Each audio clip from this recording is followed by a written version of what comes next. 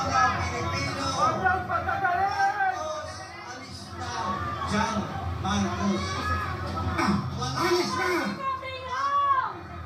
Pag-asa ang bansa. Sandy ko, bring him home! Papunta na tayo Sandy sa ko, bring him home! mga kababayan. So dito na lamang, marami pa magsasayo ang pinakahuli.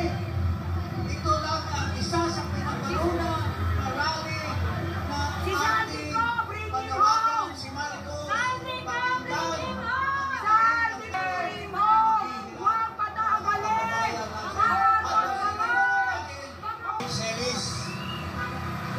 Kami po ay nagagalak na pumunta dito ngayon kaharap ang ating mga ordinaryong mga kababayan na may agbangan. Sinabi ni Presidente Duterte nung una namin rally doon sa Davao na napakaraming tao. At sabi ni President Duterte, nung tinanong siya kung susuporta ba kay Marcos Jr., sabi niya, I am sorry kasi he is a weak leader. He is a drug addict. Kaya nga ngayon mga kababayan, dahil sa sinasabi ni President Duterte,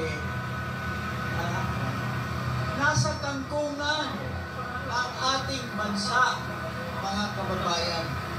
Sinasabi ni Marcos kamakailan doon sa State of the Nation Address or SONA.